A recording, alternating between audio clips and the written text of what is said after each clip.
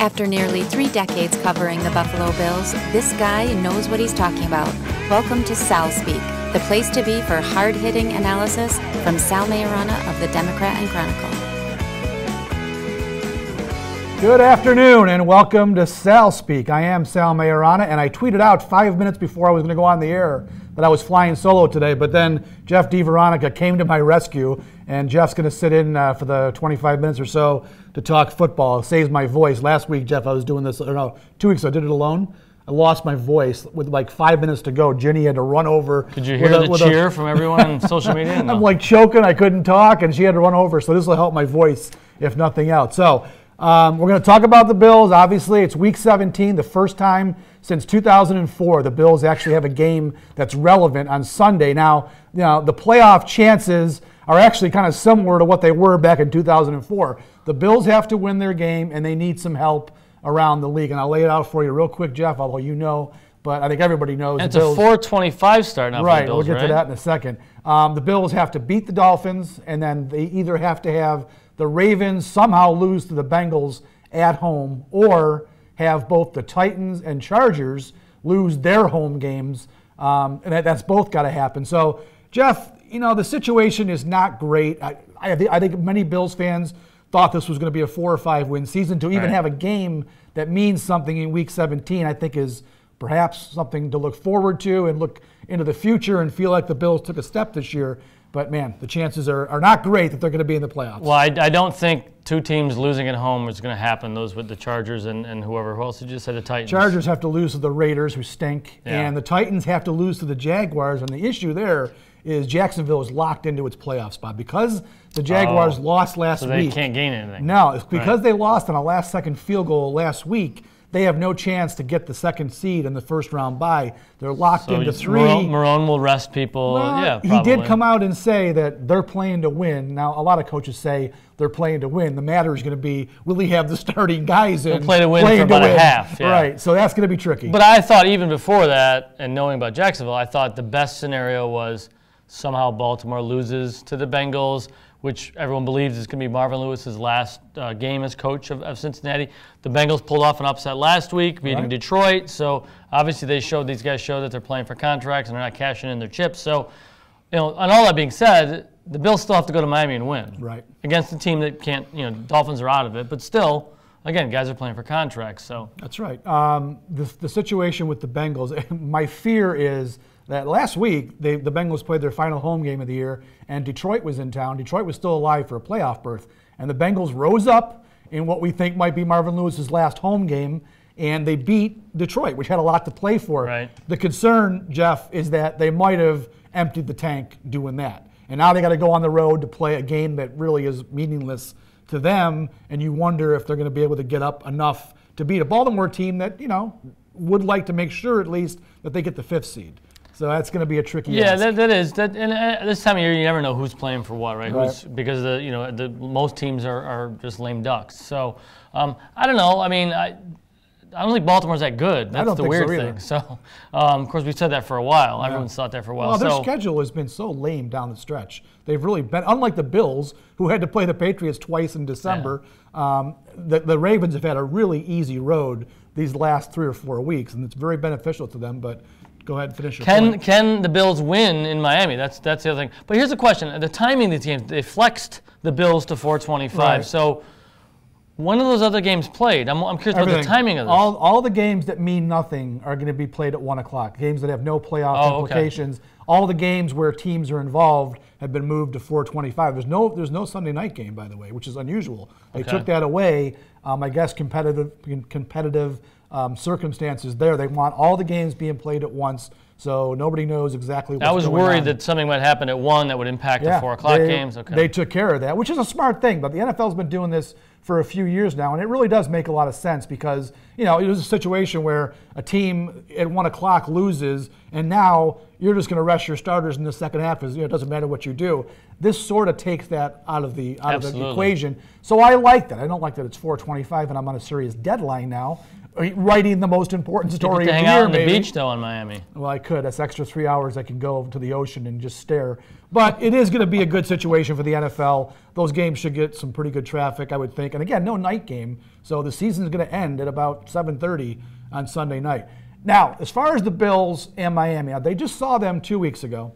And it was a strange game because the Bills started so well in that game. 3 first-half touchdowns, if you can believe this. Yeah, that was amazing. That was the first time that Tyrod Taylor had done that since December of 2015. 3 first-half touchdown drives.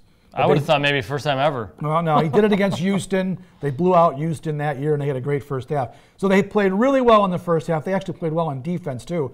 Miami had gotten in the red zone, I think, twice at least, and the Bills turned them away once, and then they settled for 2 field goals. This was otherwise. like the 54-yard second half, right, for Tyrod? Right. Then totally. the second half, it totally went the other way. Miami, I thought, dominated.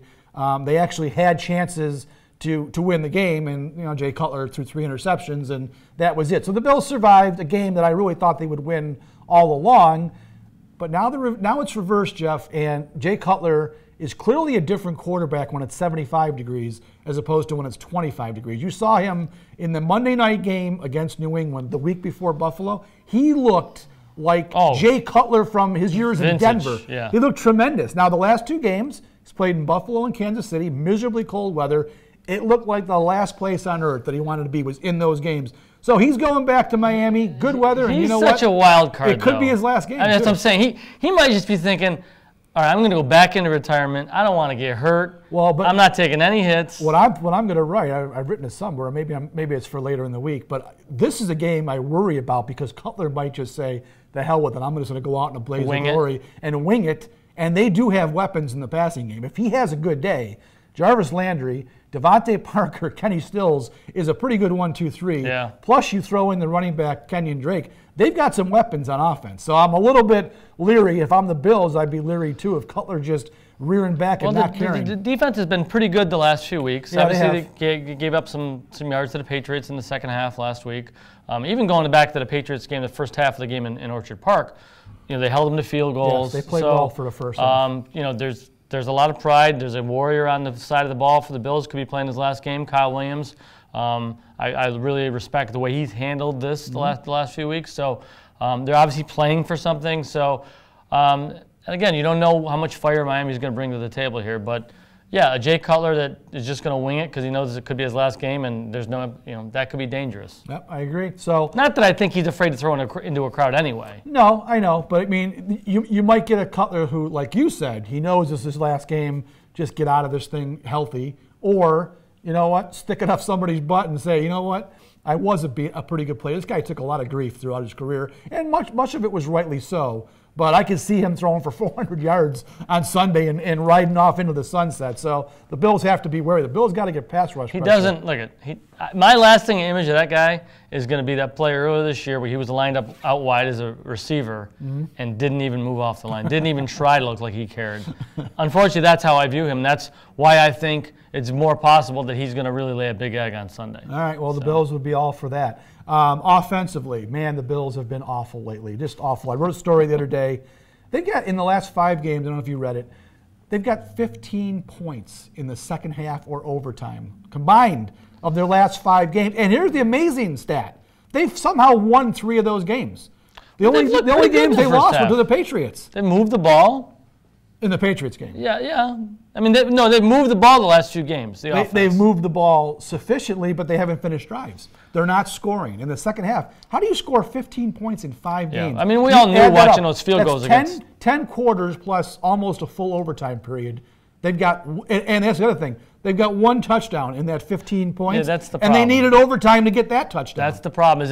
And you knew watching them against the Patriots was when they couldn't get those touchdowns and they just had to settle for field goals, you knew that was going to eventually bite them in the butt, and it did. It did. You got to score touchdowns to beat the Patriots. Absolutely. Now, since you brought it up and you did say pre-show that you wanted to maybe weigh in. I do. The Bills did actually score a touchdown in this game. Unfortunately, the NFL took it away from the Bills.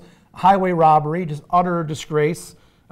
This coming a week after the Steelers lost what I thought, logically was a touchdown. The rule in the Steelers game came more into play because it was true Agreed. that one definitely, he did bobble that ball. What my issue was in that situation is that if he had been a running back running the ball, the second the point of the ball went over the goal line, and when he did that, he had full control. Absolutely. It should have been a touchdown because he Why caught a the pass, receiver breaking the plane is different than a running back doesn't make any sense. It's just bizarre. So I was really furious about that call. This one in New England, despicable call. I was less furious about the actual implementation of the rule in that one, even though I thought it was a disgrace.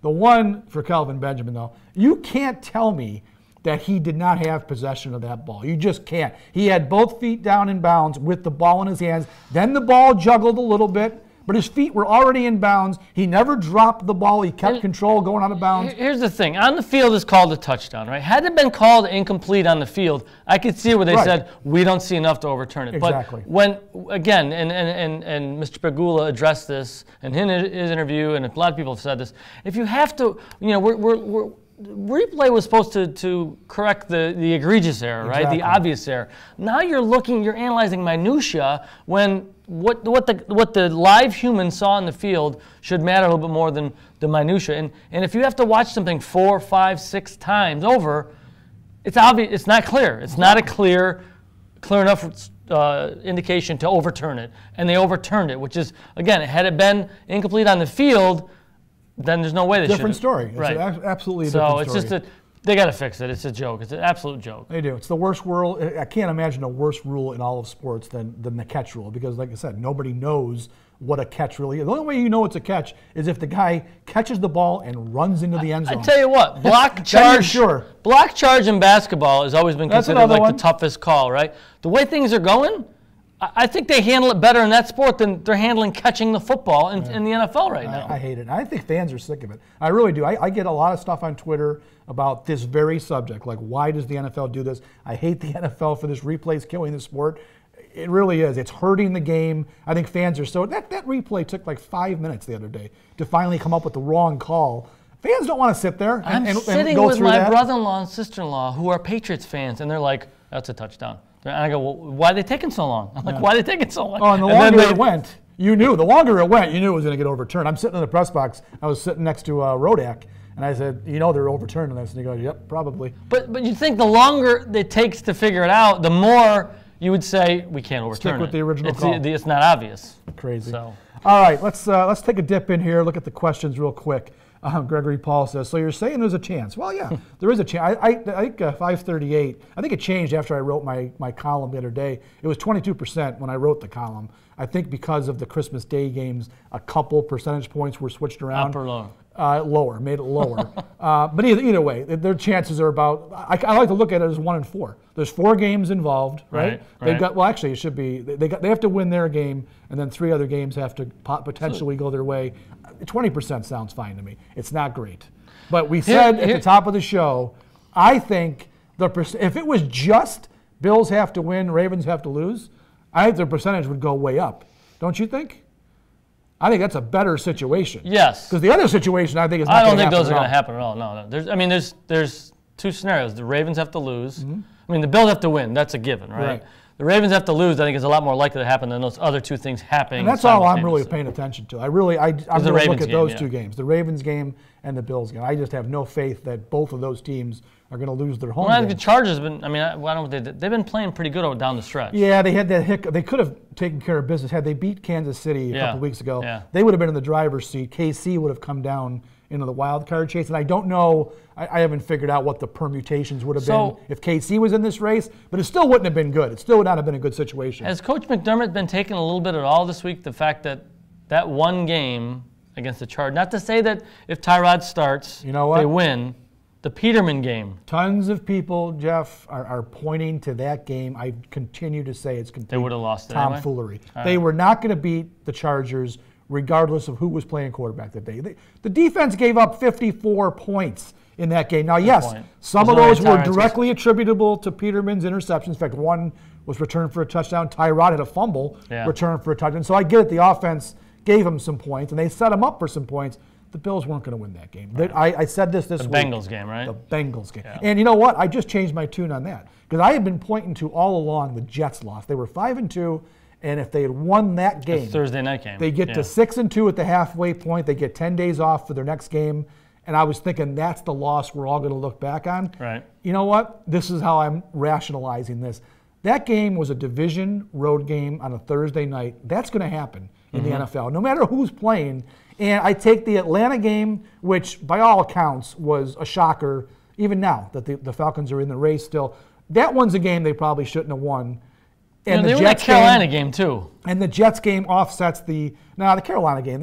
Hey, fine. That's an NFC game on the road. I don't have a problem with that loss. The Atlanta game and the Jets game kind of offset. The one that sticks out now is that Bengals game. The Bengals were 1-3 at the time, playing terrible. Bills were 3-1, coming off a great win in Atlanta, and they played awful that day. And that's the game. The last few weeks certainly been interesting. One more thing. Right. And now you look back, now the Bengals are the team they need to help them out. I know. Right? I know. Obviously, the last 2 weeks have been interesting. The Bills are part of a playoff race, right? That hasn't happened this late, certainly in a long time. But here's the cruel thing, is that if the Bills lose, or if the scenarios that happen, even if they win on Sunday, play out, you're still not a playoff team, and you're not going to get you're not going to be in a position to get a high draft pick. No, they hurt So you're right where you were if you won 2 games versus 8 games. And the other thing with Kansas City, too, they have KC's first-round pick. As I was saying, if the Chargers had played well in that game, that would have dropped the Chargers into the wild card race, and that would have improved that draft position for Buffalo about 10 spots. Now that KC has won the division, they're in the mid-20s for that first-round pick. That would have dropped into the low or the mid to high teens. So that Chargers-Chiefs game was a big game for the Bills as far as draft position and as far as the playoff race is concerned. All right, let's go back to a couple of questions here. Michael Avent Sr., he's always here every week. He says, after looking at the schedule, I'm proud of the Bills. It's a good point. When we started this season... pride, but what does pride get you here? Well, I understand that. He's a fan. He's a fan. I'm not proud of it. I'm with you. I'm not proud of the Bills, but he is. He's a fan. And look, let's face it, start of the year, this was a hard schedule on paper. Doesn't always mean anything because everything changes from year to year. But I looked at the schedule after they traded Watkins, Darby, and started looking like, you know what, they don't care about this year. I'm thinking 4 or 5 wins. So for them to have a chance to win 9 games and maybe get to the playoffs, that's a hell of a year for the Bills. I'm not going to crap on them for this year. I'm not. I think it was a positive step in the right direction. This is funny here. Gregory Paul says, I have a weird feeling the chips will fall into place for the Bills. I'm worried about us blowing it in Miami's side. Wouldn't that be Well, he's Buffalo, not alone. Right? He's definitely not alone. That if one of the other scenarios happens, and that the Bills lose on a field goal against Miami. Jeff, in 2004, all they had to do was beat the Steelers, Right. and then they had 2 other games that mattered. The Jets had to lose to the Rams. The Broncos had to lose to the Colts, one or the other. Colts had everything locked up for their position. Peyton Manning played a quarter, I think, and the Broncos cruised, okay? So what happened that day? The Titans-Bills game, or Steelers-Bills game was coming down to the end, and the Rams and Jets go to overtime, and sure enough, the Rams beat the Jets. All the Bills had to do was take care of business against Pittsburgh, right. and they would have won a playoff berth, and it didn't happen. So they did get the help they needed. What year was that? 2004. Oh. And in a typical Billsy way, they lost to Willie Parker and Tommy Maddox of the Steelers. That's still funny when and you the think funny about thing, it. I'm writing a story about this for Sunday, looking back at that game. And back then we were writing, because we'd seen the Bills play 10 times in 12 years go to the playoffs. At that point, Jeff, it was an egregious 4-year playoff drought. We couldn't believe they've been out of the playoffs. Can you imagine if we had thought 17 years? That's just incredible. So two guys. Do you think this is Kyle Williams' last go-around here? This could be it if they don't make the playoffs. And is this Tyrod Taylor's last game as a Buffalo Bill? Kyle Williams, if they don't make the playoffs. I talked to him a few weeks ago. I got him alone, and he wasn't giving anything up, obviously. But the way I read it, I just in talking to him, and one thing he keeps saying every time he's been interviewed, the end of the season we'll all find out together. That all seems like he's going to retire. Yeah. It just seems like if they miss the playoffs this coming week now, whether it's Monday at locker cleanout or whatever in the next few days, I just feel like there's going to be a press conference and Kyle's going to say that he's retiring. Now, I will say this. He's been one of my favorite players, a great guy, a go-to guy in the locker room. And he has, apparently, according to him, he's been grading out fairly well in the defensive meeting room. But I watch him play, and it's not the same Kyle Williams. His age, he's 35. It is starting to show. He's getting pushed out of the point of attack more easily now. It doesn't help Say what you want about Marcel Darius, but he was 330 pounds of humanity there, and that made it tougher to move the middle of the Bills line, and it helped Kyle Williams. The guys he's playing with now are just not as good as Marcel Darius when Marcel's playing. So you could see his play slipping. I also know that he's had a ton of injuries, surgeries. He's relatively healthy, though. He got through this year without getting hurt, knock on wood, they have one more game to go. I just think, why would he want to keep going? Maybe get out while your health is still relatively good. He's a scratch golfer. Go try to play in the mid. If he wants to play in the postseason, if he thinks Sean McDermott's going to get this team to the postseason. I will say this: I would have no problem with the Bills re-signing him to a 1-year, relatively team-friendly deal if he'll agree to it. I really don't think he'll go into free agency and leave Buffalo. No. If he's going to play, I'm pretty sure he'll play in Buffalo. Sean McDermott loves him. Well, that's what I'm saying. He might want him in the locker room. That's not just lip service. I think Sean McDermott truly does relish the fact that Kyle Williams is in the locker room, so they'll want him back if he thinks he can play at a reasonably James good Harrison level. played 40 snaps for the Steelers until they got rid of him. Get that. Well, I'm just saying, strange situation. They kept him around. Maybe Kyle Williams is a leader. You want him in that locker room. Well, I can guarantee you this: Kyle Williams is no James Harrison when it comes to being a locker room cancer. Right. From what we read, I don't know if you've been reading the stuff. Holy cow! I'm just talking about this is the exact opposite. I'm saying you might want to keep the guy around for that reason alone, if you can afford to do it because he's a good leader. So we'll see. We'll see. Tyrod Taylor, you asked me about that. Yeah. I do think they're done with Tyrod. People say, well, what if he gets into the playoffs? What if he wins a playoff game? I think that'd be great, but I think Sean McDermott told you all you needed to know when he started Peterman in Los Angeles. I think that's why he wants out from this, right. And that was his. And that's why the original decision, while many people went crazy about it, because it was the wrong time to do it, especially against that team on the road with a great defense. They were playing great at the time. Yeah. Why do it there? It was almost setting up Peterman to fail. I agreed with the decision because I came to that decision, Jeff, after last year. Yeah. I knew that Tyrod wasn't the guy. McDermott saw him play, what was it, 8 games before? I guess it was 9 games. 9 games to that point. And he had determined that Tyrod's not our guy. Let's give Peterman a shot, because the offense at that point, well, really, the offense has been lousy most of the year, but at that point, they needed a spark. Right. So he was thinking, hey, maybe Peterman can give us the spark. It turned out to be a colossal failure. But just that he tried that gives you tells you all you need to know that he was hoping, because if Peterman played halfway decent, he'd he be probably still would playing. have started. Yeah, absolutely. Yeah. So I think they've already come to the determination they're not going to pay Tyrod $18 million next year, and again, not really know if they believe in it. Can they get up high enough in the draft to get a quality quarterback? That's my question. Hey, anything's possible. Look, I mean, Cleveland's got right now. I think Cleveland has the 1st pick and maybe the 4th pick. So, if I'm the Browns, I'm taking a quarterback at number 1, whoever they fall in love with, whether he wants to play there or not. You got to pick him. And with that number 4 pick, Jeff, if I'm the Browns, I'm looking at why would you want to pay 2 guys in the top 4 of the draft? I know the rules are different, and there's a cap on what you pay rookies, but still, why not trade that 4th pick, get a bunch of picks more in this particular draft, not down the road? Right. If I'm the Bills, I'm taking those 2 first-rounders. Maybe you have to give up a 2nd-rounder. Maybe you throw Cordy Glenn into the deal. Try to get up to 4. And get up to number 4. They could do that. And San Francisco. And you think the guy they would want is available at number 4? Well, maybe. There's how many good quarterbacks coming There up? apparently 4 or 5? 4 first-round guys. We'll see. I don't know enough about it at this point to know who's the best guys. Right. But there's supposed to be, 4 guys who are definitely first-round material. We probably won't be able to read anything about that stuff. It won't be overanalyzed at all, will it? No, not at all. San Francisco was going to be a good target, but now they're winning. Yeah. Now they have a chance to be 6-10 after being 1-10. So that pick, they found their guy. They've got their quarterback. They're not going to be in the market for a quarterback. You could have gone up. They were picking top 5 at one point. Tell you what, I did not think he was the guy. I did not think. I thought he was going to be good. I didn't think he'd be this good because he's playing on a lousy team. They're not very good, and he's still working miracles. He's won 4 in a row. He's definitely a good quarterback. Can you explain why they did that? Now you think about it, Patriots. If Brady gets hurt tomorrow. Yeah, I know it's a risk, but they were going to lose him in the offseason. He's going to be a free agent, and they weren't going to franchise a backup quarterback.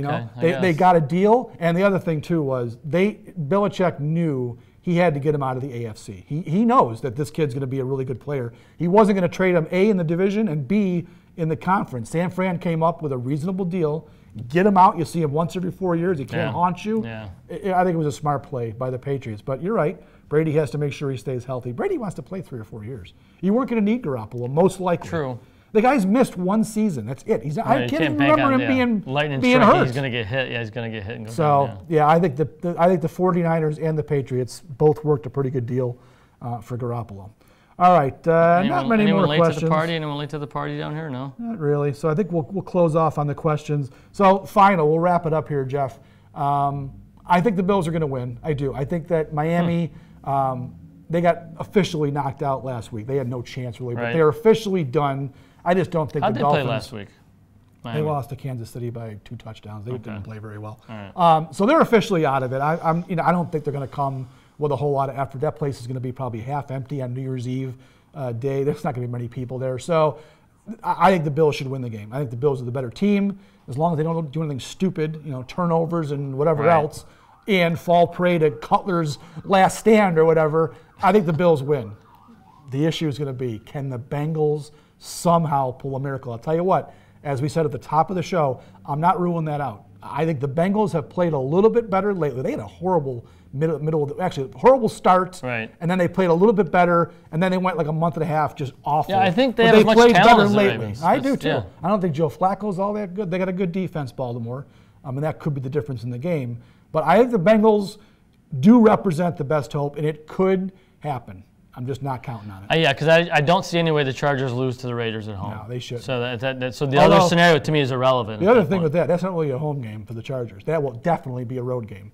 There will be if there's 25,000 people there will be 20,000 Raider fans in that crowd. I guarantee you. So that won't be a home game, but they've been doing that all year. They've dealt with that all year. When the Bills were there, it was half-half. So that won't be a big issue for home field advantage. The other game, though, like I said, the Titans. I think the Titans are probably going to beat the Jaguars, who have nothing to play for. Yeah. The only thing there, though, if they bench Bortles, it might be a good thing for the Jaguars. Did they lose? They were on ropes. the They lost last week. Oh, they did. They lose last week. They lost on a last-second, and that's part of the reason why the Bills. Oh, the Rams got them. Yeah. The Bills actually. I'm sorry. I'm talking about the Jaguars game. Last-second field goal. The Titans lost to the Rams. They scored a touchdown in the fourth quarter. Right. The Bills actually needed the Titans to win that game. They'd be in a better situation had the Titans won that game, because then there would have been a possibility of a 3-way tie at 9-7. And Jacksonville had something to play for. And they would have, been in the mix for that. So, anyways, it didn't work out. It was funny because the week before, everything the Bills needed to have happened. They beat Miami, and everything else around the league came into place. Last week, everything went against them. Every single result went against the Bills. So, including that call in the end zone. Our colleague James Johnson said, well, everything went wrong last week. Maybe it'll go, he's trying to be optimistic. Flip-flop, yeah. Maybe it'll flip-flop this week. Bills fans can only hope. All right, I'm going to sign off for right now. I want to thank Jeff for stepping in. It makes the show so much easier when I have someone to talk to. So thank you for that, Jeff. You're welcome, sir. Have a great New Year. I'll be in South Beach New Year's Eve. Good for you, buddy. Get the game written by about. Can I fit in your suitcase? Get the game about 9:30. Hopefully written that and done, and go to South Beach and celebrate New Year's Eve. So actually, I won't be doing that. The Clevelander, he's coming for you. I'll probably be in bed by midnight on New Year's Eve. I'll be too tired. Maybe he'll be celebrating a Bills playoff berth. Maybe. I doubt it, but maybe. So for Jeff, I'm Sal. Have a great week. Enjoy the Bills game and be safe on New Year's Eve. No matter what the Bills lose, be safe on New Year's Eve. Have a great weekend, everybody.